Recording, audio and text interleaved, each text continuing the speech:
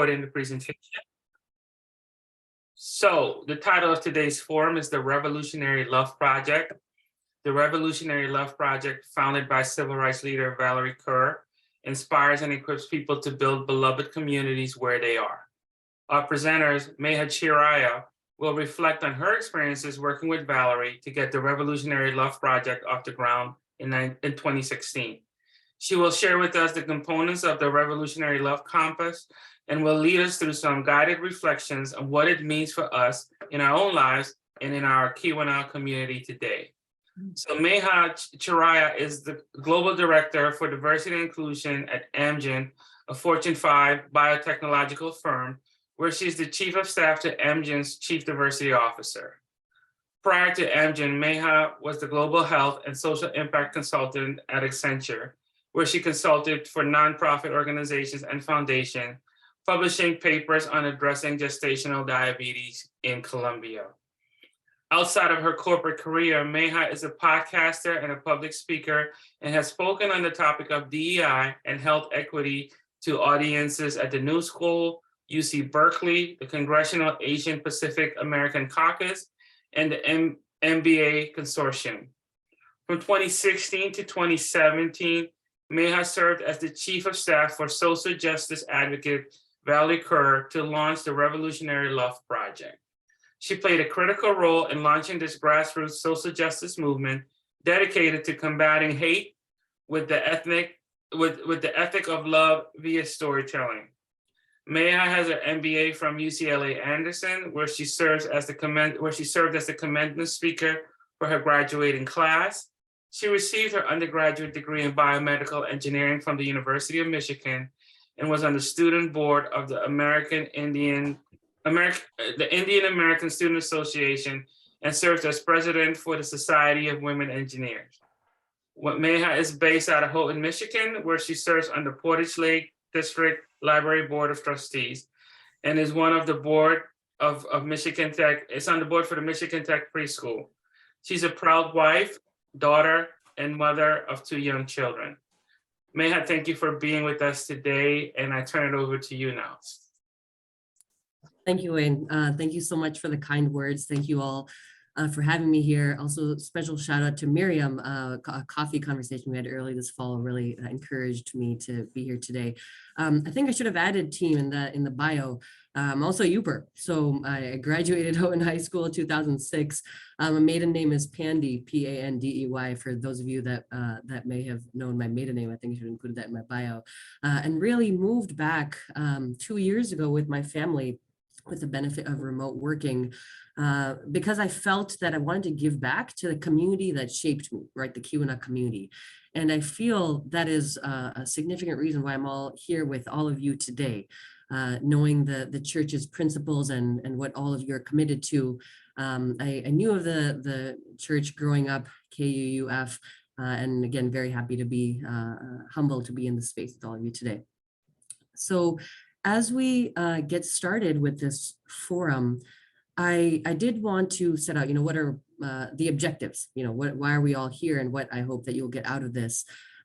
First, as Wayne mentioned, I will be sharing a framework for revolutionary love, walking through what that means and how you can all, again, familiarize yourself with it enough so that after this call, you'll know how to use it in your lives.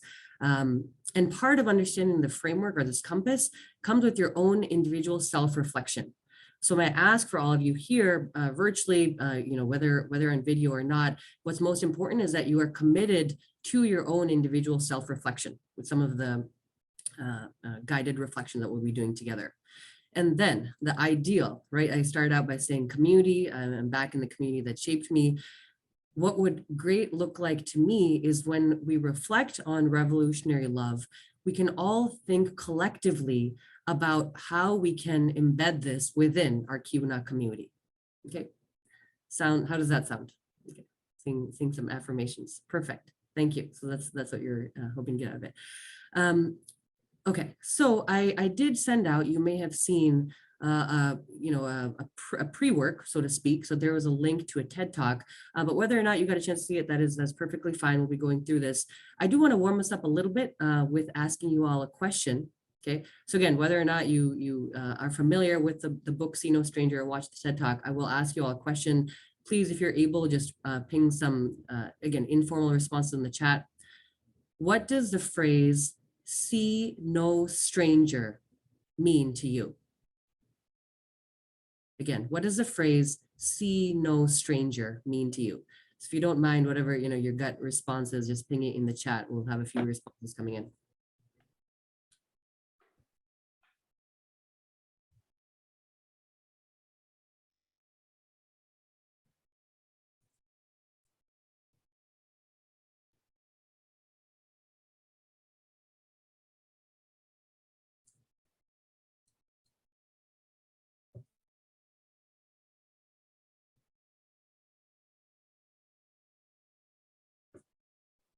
Great.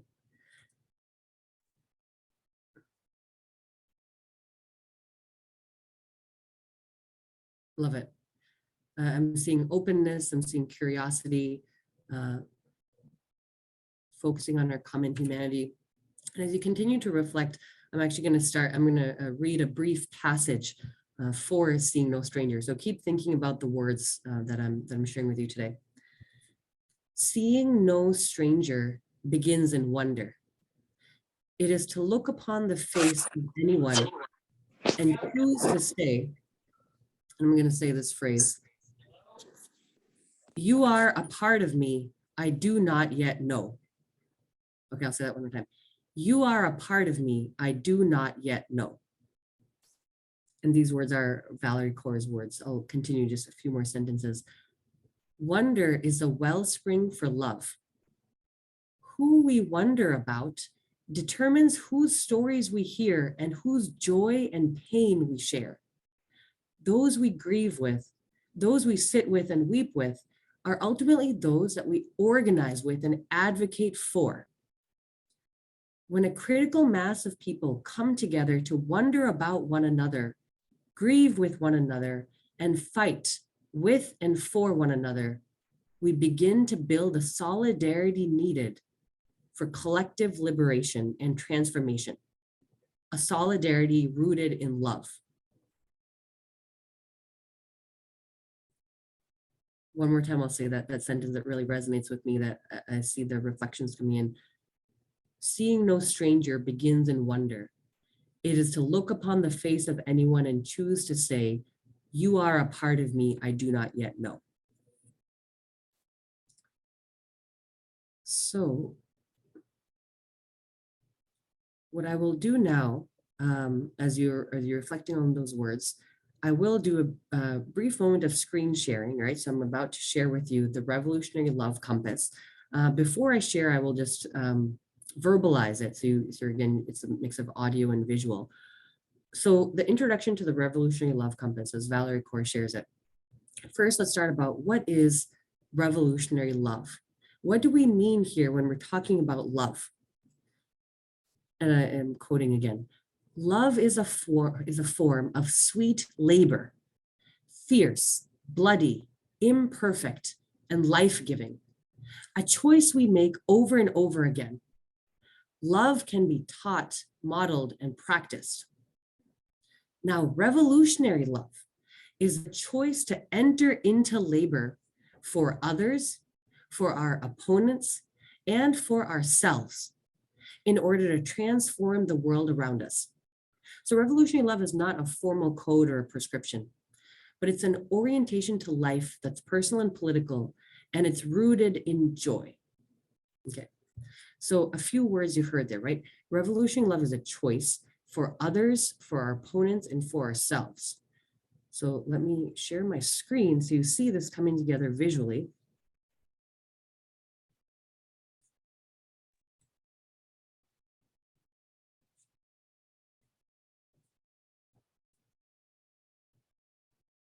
Okay, you all can see this framework. Right? See a few nods. So this framework, as I mentioned, is a compass. You see, and I'll walk you through it, and there's some words here, but we'll go through each of these, right? When we think about how to practice revolutionary love, we think about it towards others, towards our opponents, and for ourselves. Now, you're already seeing some familiar words that we've mentioned, right? When we think about revolutionary love as a practice towards others, we first, and this is about seeing no stranger, as we've all been reflecting on already, we first have to approach others with wonder. You are a part of me I do not yet know. When we can approach with wonder and start to understand the other person, that's when we can begin to understand their suffering and to grieve with them. And when we can grieve with them, that's when we know what we're fighting for. Now, before I get into the other parts of this framework, I do want to actually start with a question for all of you. When you think about what does this actually mean, right? Because I want this, again, to be kind of starting innate as you think about this versus just, words on a page. So my first question, this is self-reflection. So again, please be committed to this self-reflection for a few minutes. And one moment, just logistically looking at my screen.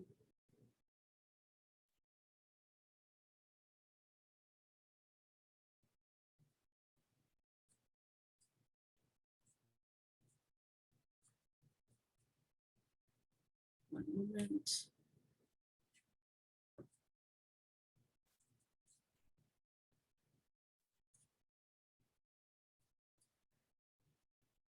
Wonder. Okay, my first question for all of you, if you have a notebook or a pen, that would be ideal, or just reflect on it. Think about what is your first memory of feeling wonderstruck? Okay, first memory of feeling wonderstruck. Think back, think about where you were and what it was. And notice the feeling of awe in your body.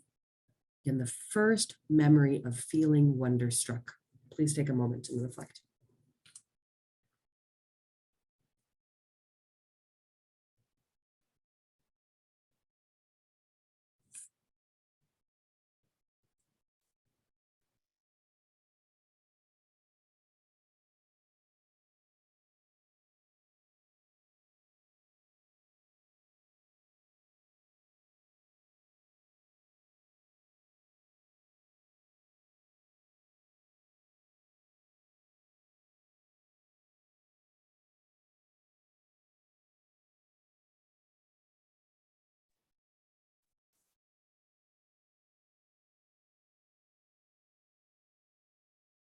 As you're reflecting on your first memory of feeling wonderstruck, I also want you to think about your first memory of wondering about another person.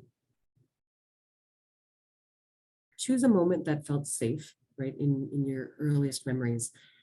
And as you're reflecting on your first memory of wondering about another person, notice what openness and curiosity feels like in your body.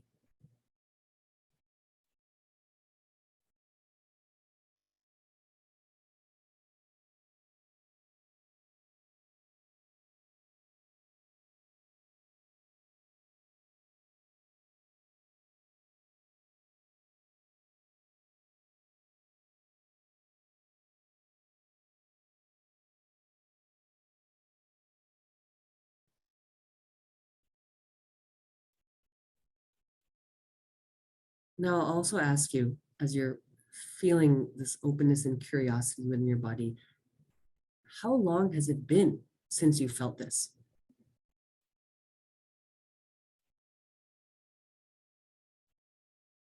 And feel free to close your eyes also if it's helping with the self-reflection.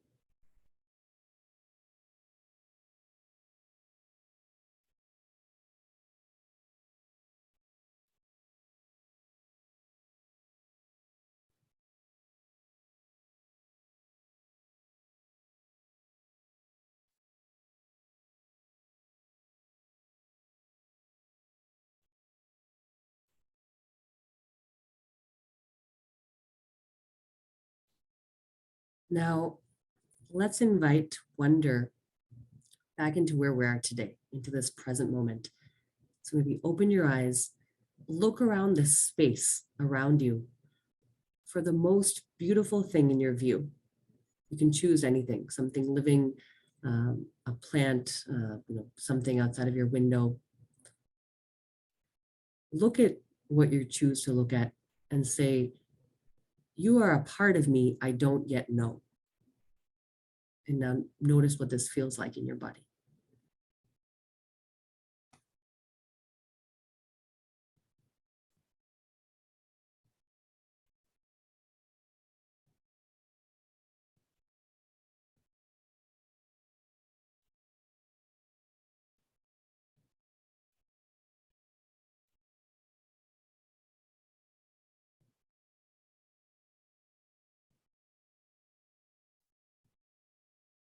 Now that you have these feelings of openness and curiosity and really reflecting on your earliest memories, I would love if we're actually able to do a breakout with 2 to 3 people per breakout.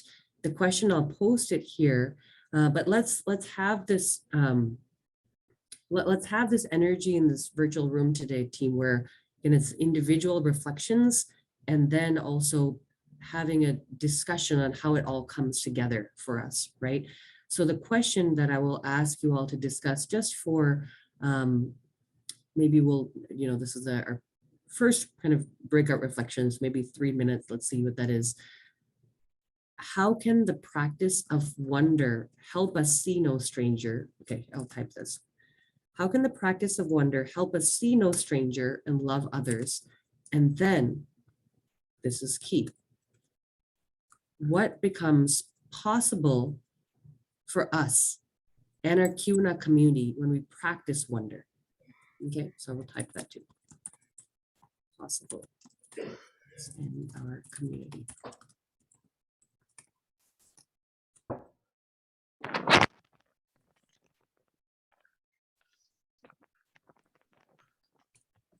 Groups, if you, yes, thank you.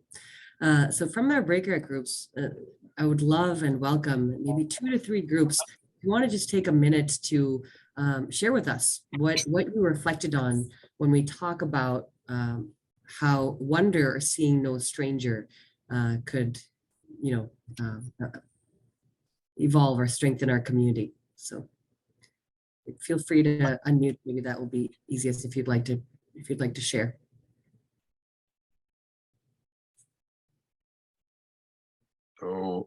So Tom and I were in a group and we got into talking about contemporary political conflicts and the Congress and the basically physical confrontation yesterday that and wondering how you have a loving community in context like that with folks like our former president and his whole election denial. And I don't know, Tom, you want to chime in on that? And well, one thing we talked about the statement that Ellen read last time from the KUUF about working as a community and whether something like that would help different communities work together more constructively. I think Janine was on that committee, and I think Miriam, I don't remember who else drafted that statement, but it was thought it was like a really good statement. A nice statement, but could you apply it to the city council?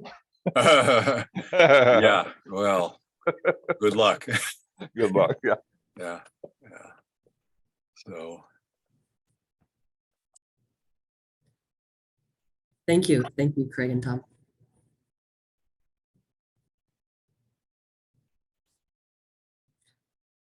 I know enough people with a cold call here too, by the way. So oh, go ahead, Mary. Yeah. I can go. Yes. Laura. Okay. It's funny that it's not funny, but we kind of went to politics too. Al and I were in the same group, and we are both kind of people.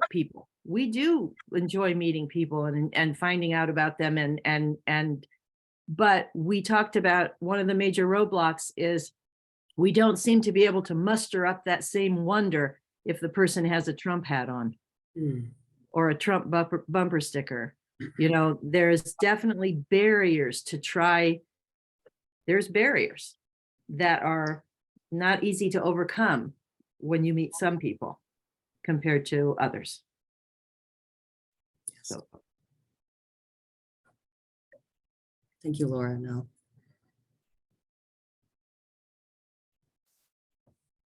one more group. Sylvia, do you mind sharing? I hope you don't mind me putting you on the spot.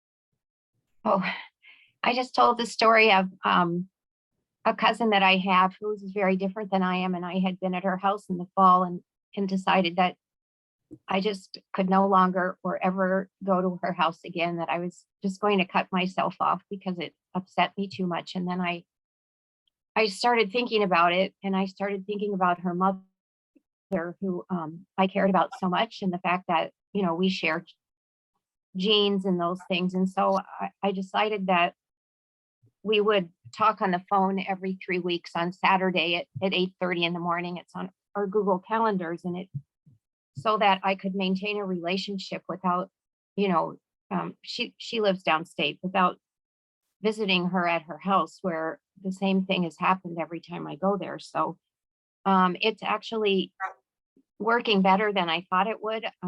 We limit the conversation to a half an hour, and I feel like I'm getting to know her better, and it doesn't feel, I just feel like I'm able to maintain a relationship with her by listening to what her week is like and things like that. And so basically that's it. Thank you. Thank you, Sylvia.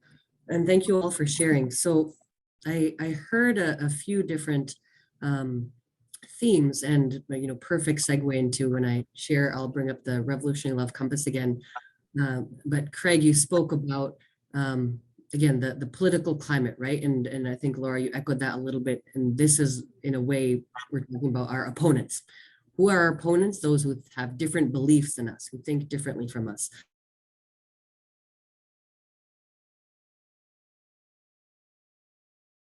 Focus on yourself and then reach out to, you know, your opponent, right? Who is a family member, in order to engage with them, which is also critical. Love ourselves, and then we can really tend to the wounds of our opponents. So I say all of this because I think when, you know, another theme of this, we're talking about community. We're talking about the strength in the community. Before reaching out to our opponents, we must focus on ourselves and then reach out to our opponents together, right, as a community. One more piece, and I'll plant the seed here.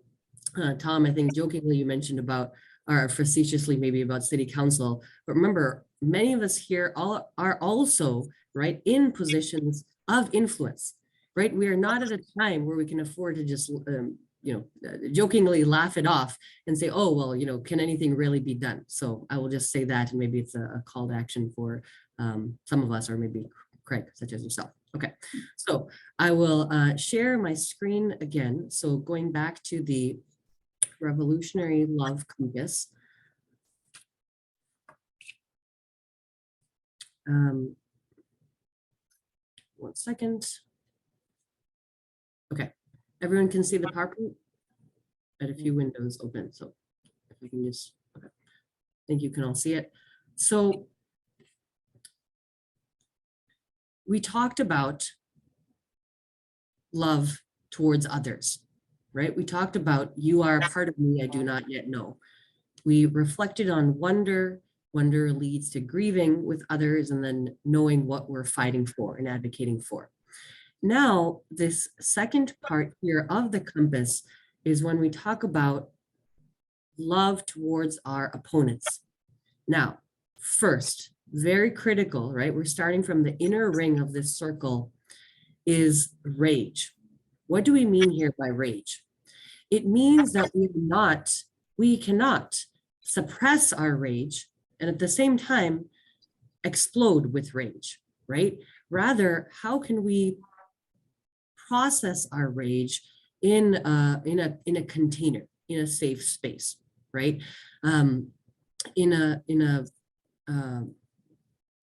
Yes, I'll actually just keep going for a minute. How can we process our rage, our individual rage, in a container, or maybe in a space with with your community, with your friends, those who I need to express that with. Once the rage is processed, then we can begin to listen to the opponent. Okay, then we can begin to tend the wound to the opponent. And here's another quote here from Valarie, and maybe others have heard this as well in a different phrase, different way. There are no monsters. They're human beings who are wounded. Listen to them to try to understand what that wound is. Okay, just simply listen to understand what that wound is. And once we understand how they're wounded, then we can begin as a community to reimagine what are the cultures or the context or the institutions that have allowed our opponents to to do the harmful things that they may be doing. Process your rage, listen to the opponent to understand how they're wounded, and then reimagine as a community. Now I'm going to help us walk through this.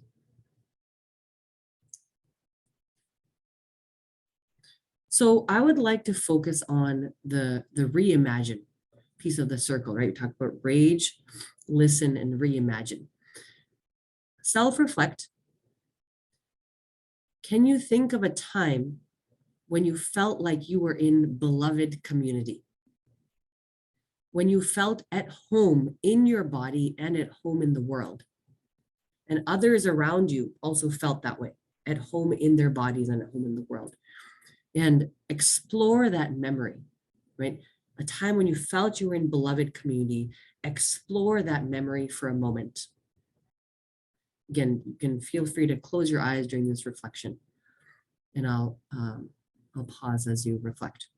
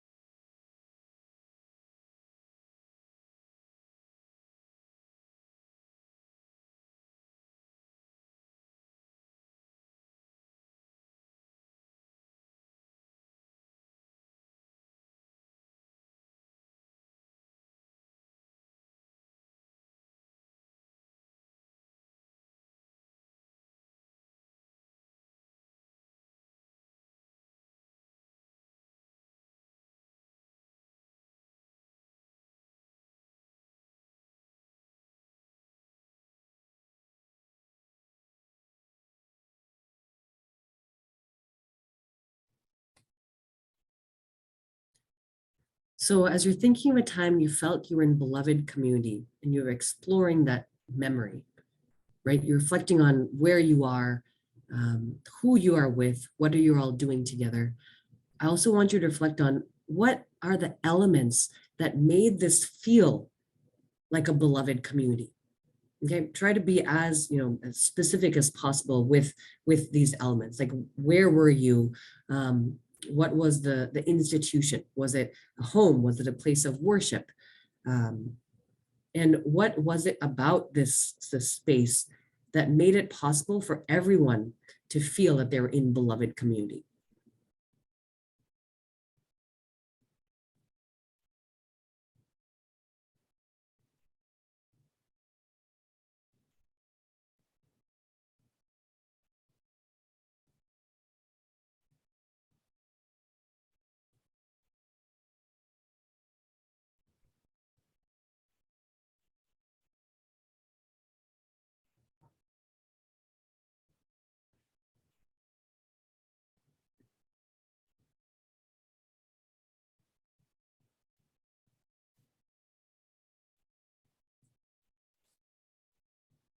So let's keep expanding this even further, right? You're reflecting on beloved community. Think about the elements that made it feel beloved, and keep expanding to think, what is your vision of the world?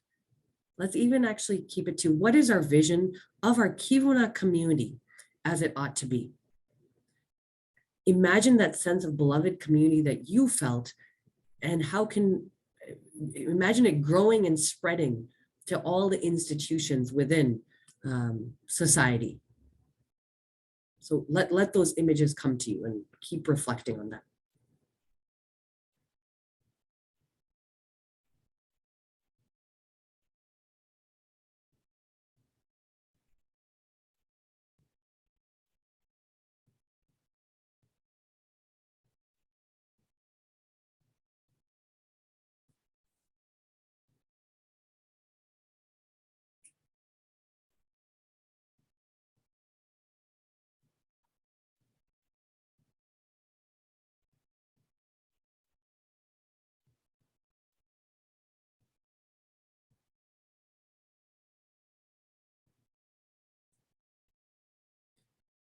And now, okay, now, so you've created this vision of how society ought to be with beloved community.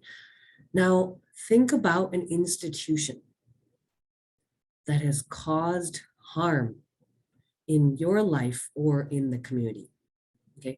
An institution that has caused harm. And when we think about institution, again, an organization or a group or a building or, some people, but it is something, and when we think about changing the system, right, it is some infrastructure, right? So think of that structure or institution that has caused harm in your life or in the community or in society more broadly.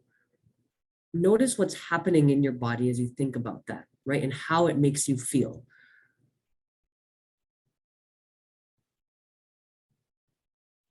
So we're really using our hearts and our minds here. And as you think about an institution that's caused harm, here's where we're getting to, right? Can you imagine a version of this institution in which you are well and the people around you are well, right? What needs to be changed about this institution? What needs to be changed about this institution that has caused harm in your life or in the community? What new policies, what new ways of working, ways of being? What would be better?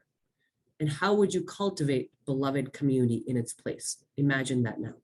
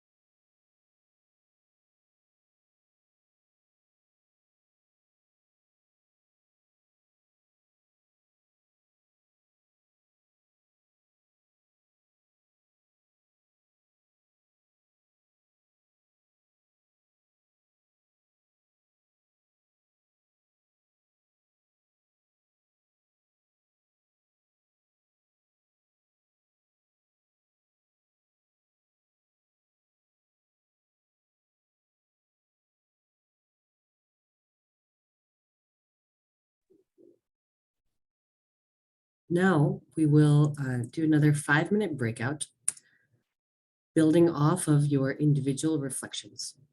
I would like you in your small groups to discuss how would you, and I pinged this in the chat, how would you reimagine the world you want to live in? And what would a collective reimagining require of us as a community? And then second, how can these visions of the world inform what we're doing today, our actions and our commitments today for our community? I think groups of 2 to 3 again for 5 minutes would be great. David. Okay. Thank you. Might be some reassignments, but I'll go ahead and open the